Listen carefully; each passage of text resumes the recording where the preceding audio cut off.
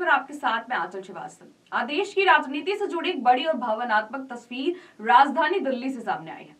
Bharatiya Janata party के मुख्यालय में एक ऐसा दृश्य देखने को मिला है जहां सत्ता, संगठन और समर्पण तीनों एक साथ मंच पर दिखाई दिए।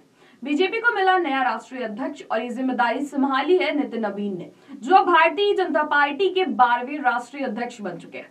लेकिन ये सिर्फ एक औपचारिक पद ग्रहण नहीं था, ये एक ऐसा राजनीतिक संदेश था जिसने पार्टी की आत्मा, उसकी विचारधारा और कार्यकर्ता संस्कृति को फिर से सामने ला दिया। इस मौके पर प्रधानमंत्री नरेंद्र मोदी का संबोधन पूरे कार्यक्रम का केंद्र बिंदु बन गया। पीएम मोदी ने नितिन नवीन को बधाई देते हुए जो कहा, उसने राजनीति की भाषा को भावनाओं से जोड़ दिया है। प्रधानमंत्री मोदी ने मंच से कहा कि जब पार्टी की बात होती है तो नितिन नवीन जी हमारे बॉस है और मैं एक कार्यकर्ता हूँ। प्रधानमंत्री का ये वाक्य सिर्फ विनम्रता नहीं था, बल्कि बीजेपी की उस परंपरा की झलक थी जहाँ पद से पहले संगठन और व्यक्ति से पहले विचारधारा को महत्व दिया जाता है। पीएम मोदी ने कहा कि भारतीय जनता पार्टी सत्ता की राजनीति नहीं बल्कि सेवा की राजनीति करती है। ये पार्टी चुनाव जीतने के लिए नहीं बनी है, बल्कि राष्ट्र निर्माण के उद्देश्य से खड़ी हुई है। उन्होंने ये भी स्पष्ट किया है कि नितिन नवीन अब केवल बीजेपी के राष्ट्रीय अध्यक्ष नहीं है, बल्कि पूरे एनडीए गठबंधन के समन्वय की बड़ी जिम्मेदारी भी उन्हीं के कंधों पर है। तो आइए आपको सुनाते हैं कि पीएम मोदी ने नितिन नवीन को लेकर क्या कुछ कहा।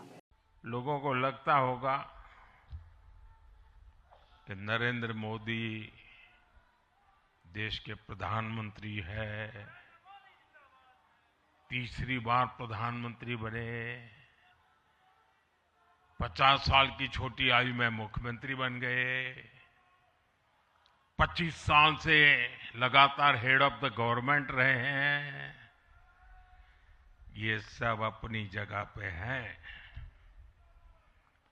लेकिन इन सबसे भी बड़ी चीज मेरे जीवन में है, मैं भारतीय जनता पार्टी का कार्यकर्ता हूं।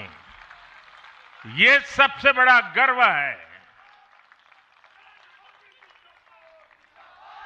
और जब बात पार्टी के विषयों को आती है, तब माननीय नितिन नवीन जी, मैं एक कार्यकर्ता हूं, वे मेरे बॉस हैं। अब माननीय नितिन नवीन जी हम सभी के अध्यक्ष हैं। प्रधानमंत्री ने अपने संबोधन में संगठन की लोकतांत्रिक प्रक्रिया पर भी जोर दिया है। उन्होंने कहा है कि अध्यक्ष चुनाव से लेकर संगठन पर्व तक पूरी प्रक्रिया पूरी तरीके से पारदर्शी और लोकतांत्रिक रही है और यही बीजेपी को दुनिया का सबसे बड़ा राजनीतिक दल बनाती है। पीएम मोदी ने अपने भाषण में बीते वर्षों की यात्रा को भी याद किया है। उन्होंने बताया है कि कैसे पार्टी ने गरीबों, महिलाओं, किसानों और युवाओं के लिए योजनाओं के माध्यम से सुशासन का एक नया मॉडल तैयार किया।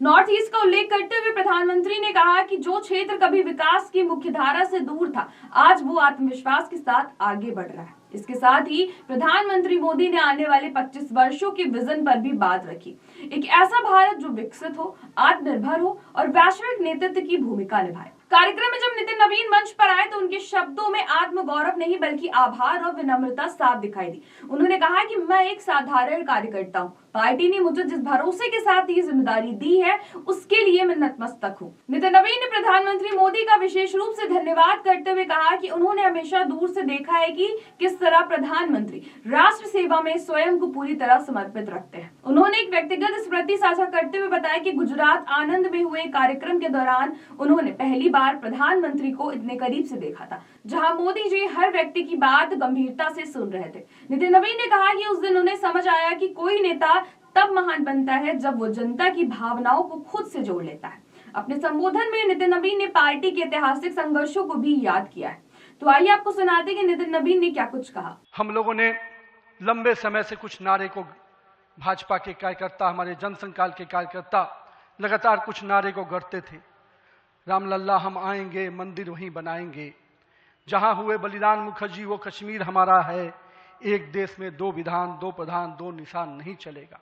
साथियों, आज भाजपा के कार्यकर्ताओं ने वो कालखंड देखा जब अयोध्या का भव्य राम मंदिर का मार्ग प्रशस्त हुआ। आज जम्मू कश्मीर की जनता ने 370 धारा से मुक्ति का दौर देखा। आज सांस्कृतिक व राष्ट्रवाद की विचारें और मजबूत हो रही हैं।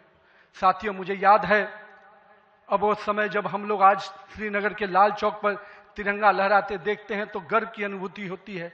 हमने वो दौर भी देखा था जब पाकिस्तान के झंडे लहरा रहे थे और दिल्ली की सरकार बैठकर मौन बैठी थी उस समय, क्योंकि वो समय हम लोगों ने युवा मोर्चे के कालखंड में काम करने का जब मौका मिला था तो हमने देखा था उस समय जब माननीय प्रधानमंत्री जी उस कालखंड से 370 को समाप्ति किए तो कहीं ना कहीं पूरे कश्मीर की फिजा बदली है और आज कश्मीर का लाल चौक तिरंगे से लहराया नहाया नजर आता है।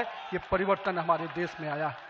नितिन नवीन ने जनसंघ काल के नारों का उल्लेख करते हुए कहा कि भाजपा के कार्यकर्ताओं ने वो दौर देखे हैं जब राम मंदिर केवल सपना था, जब कश्मीर से धारा 370 हटाना असंभव माना जाता था। उन्होंने कहा कि आज जब अयोध्या में राम मंदिर खड़ा है और श्रीनगर के लाल चौक पर तिरंगा पूरे सम्मान के साथ लहराता है तो ये लाखों कार्यकर्ताओं के संघर्ष का ही परिणाम है। आने वाले समय को लेकर नितिन नवीन ने 5 राज्यों तमिलनाडु, असम, पश्चिम बंगाल, केरल और पुडुचेरी में होने वाले चुनावों का जिक्र किया है। उन्होंने साफ कहा है कि इन राज्यों में जनसंख्या संरचना को लेकर चुनौतियां हैं, लेकिन भाजपा का कार्यकर्ता हर चुनौती को अवसर में बदलना जानता है। उन्होंने ये भी कहा कि सनातन परंपराओं, राष्ट्रीय सुरक्षा और सांस्कृतिक मूल्यों की रक्षा की लड़ाई आने वाले चुनावों में अहम भूमिका निभाएगी।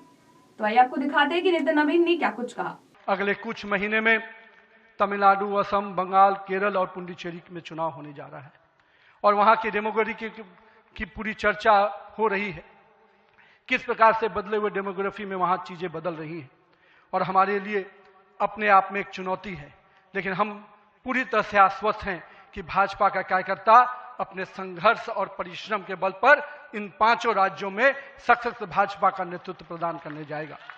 और हम हमेशा विश्वास करते हैं कि हमें अपनी आस्थाओं के केंद्र के लिए और सनातन परंपराओं को केंद्र को बचाने की लड़ाई अगर लड़नी है तो निश्चित रूप से अपने देश को सुरक्षित रखने की लड़ाई लड़नी है तो इन 5 राज्यों में हमें एक मजबूत ताकत बन के आना। तो कुल मिलाकर बीजेपी मुख्यालय से आज जो संदेश निकला है वो सिर्फ सत्ता परिवर्तन या संगठन विस्तार नहीं था। ये संदेश था कार्यकर्ता सर्वोपरि है, संगठन सर्वोच्च है और राष्ट्र निर्माण ही राजनीति का अंतिम लक्ष्य है। तो ऐसे देश और दुनिया की बड़ी खबरों पर नजर रखने के लिए आप जुड़े रहिए जन एक्सप्रेस के साथ। नमस्कार।